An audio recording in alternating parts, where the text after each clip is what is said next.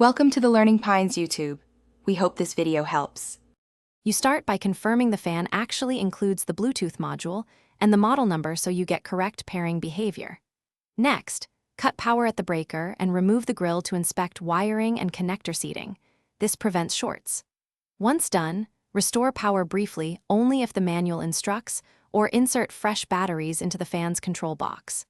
Make sure LEDs or status lights indicate the unit is powered before moving on to pairing.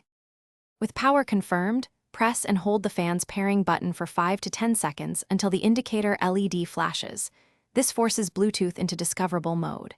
Then open the maker's app. If none exists, use your phone's Bluetooth scan to locate the device name listed on the label.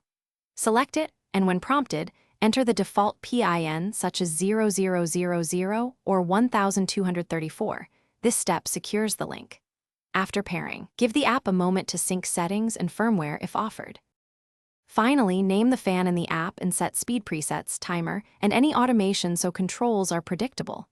Then test every function, toggle power, cycle through speeds, set a 5 or 10-minute timer, and try voice commands if integrated. If something fails, first restart the fan and your phone, then remove the device from Bluetooth and repair. If issues persist, update firmware in the app and verify the fan's Bluetooth is compatible with your phone or required Wi-Fi hub. Thanks for watching. Consider subscribing if we helped you.